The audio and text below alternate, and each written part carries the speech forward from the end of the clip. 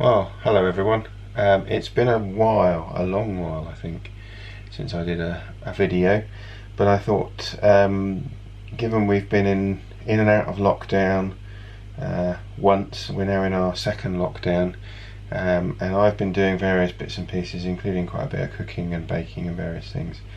And one of the recipes that I've used quite a lot is tea bread, which comes from a book by Catherine Phipps called Leaf, and I'll stick a picture up of the cover so that you can see.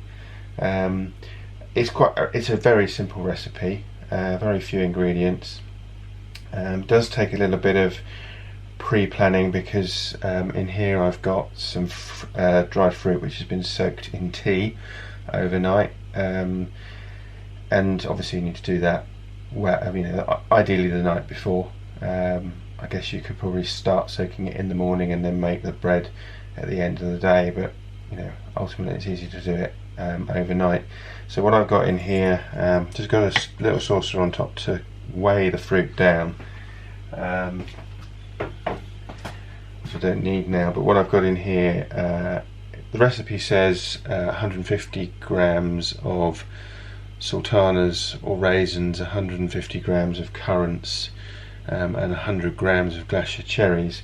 I play around with that. I've got about 100 grams of dried cherries, and then the rest is mostly sultanas. There's a handful of raisins in there that were left in a packet that I've thrown in. I've kept the weight, so there's 400 grams of dried fruit. And that's been soaked overnight in 400 grams of black tea. Now, again, any tea you like. I've used Earl Grey, which I think is what the recipe says, but any black tea, so PG Tips, Yorkshire tea, Tetley, whatever you drink, that's fine. 400 grams, I use 2 tea bags just to make it quite strong, and just leave it to stand for 5 minutes or so before you pour it over the fruit. Make sure it's covered. What I do is put the saucer on top just to keep the fruit below the level of the liquid, and then leave that overnight.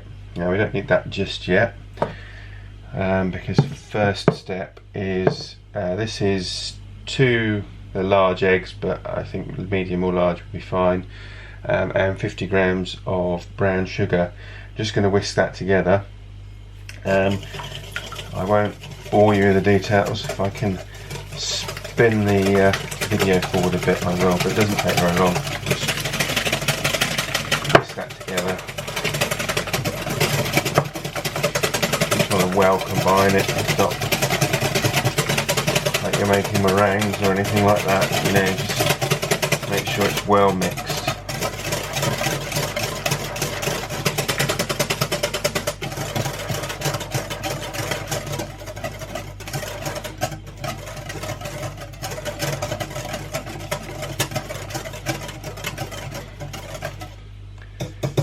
Do. Let's put that to one side. And then to that I'm going to add 300 grams of self-raising flour,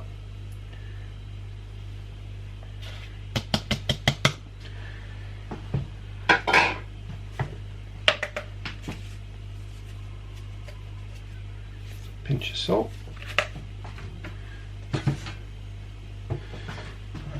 spoon,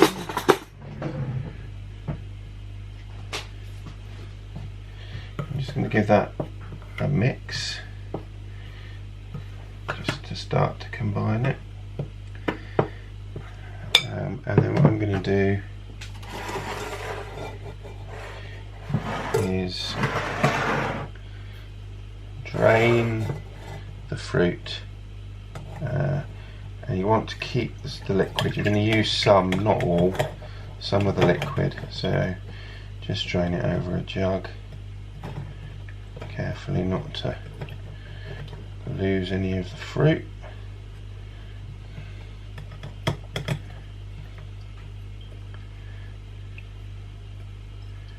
And just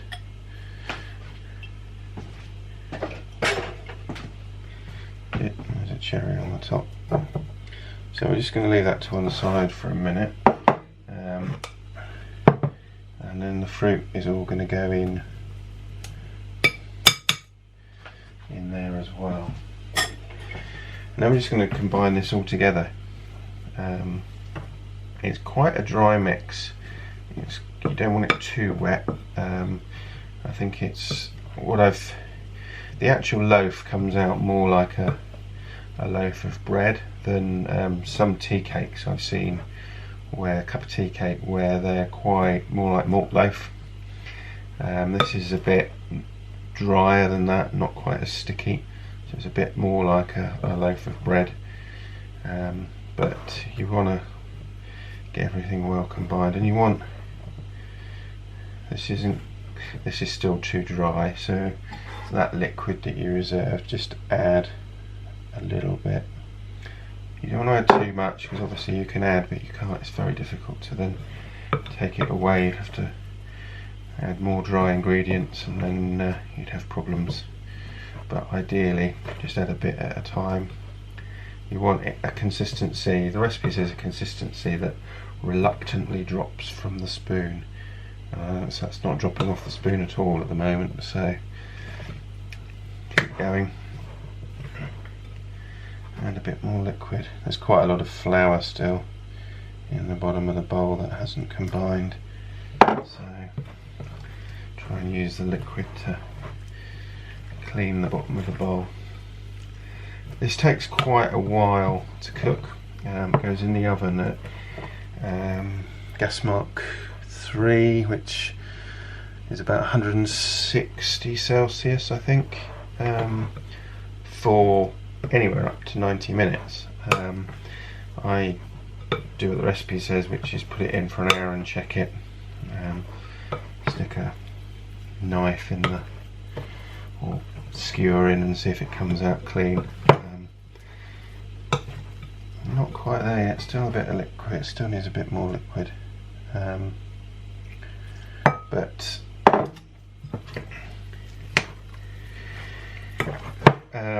it does take a while to cook, as I say, but obviously, you know, you need to be around to check that it's not overcooking and burning, but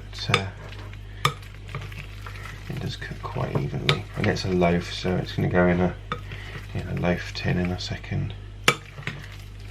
Again, we're getting there, not quite. So the reluctantly drops off of a spoon. Yeah, it probably is maybe a little bit on the wet side, but I don't think that's going to be a problem. So let's just check it's well combined. And then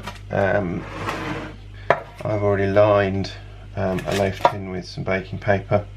Just going to spoon tip the batter or dough in, and just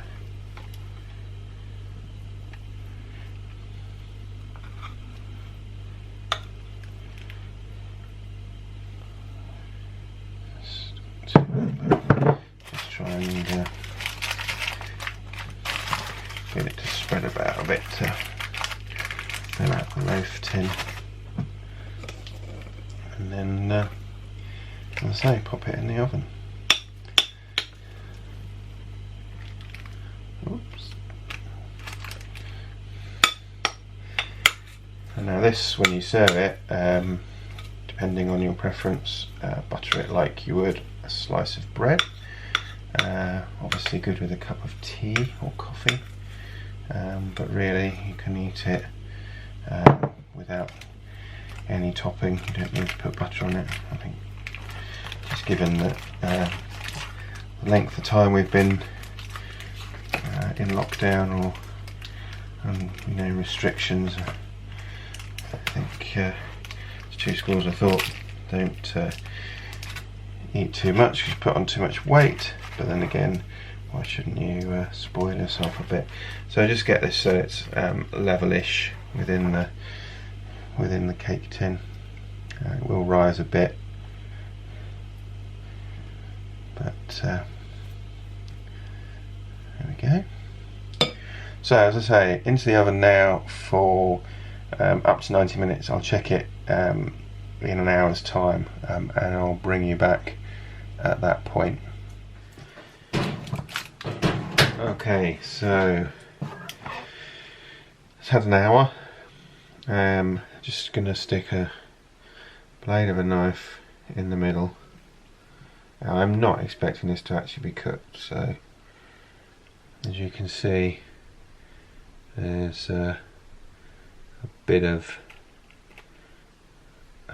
dough that's on the blade of the knife. You can probably see it better on that.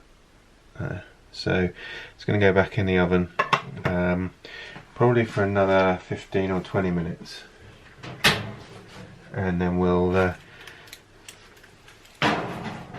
see how that does, and I'll bring you back now when it's cooked, so you can see what it looks like. Okay, so this has had another 20 minutes, and I'm pretty much expecting it to be cooked. So I'm going to clean knife, same as before. Yeah, that's coming out completely clean. So what I'm going to do, without burning my fingers, is just lift a little bit that's hot.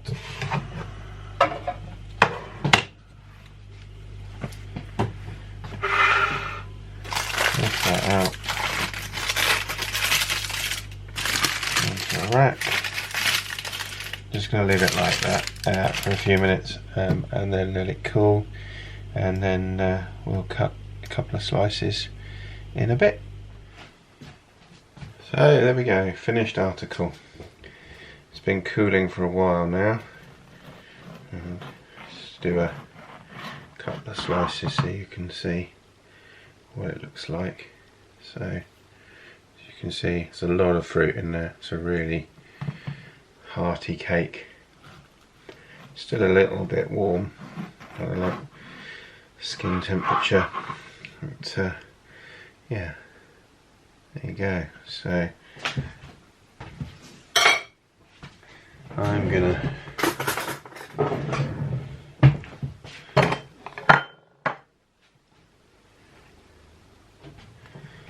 a little bit of butter on my slice, and now the other half doesn't want butter on his, and go and eat this with a cup of tea. If you have been, thanks very much for watching, and like, comment, subscribe, do all the usual things down below on the video.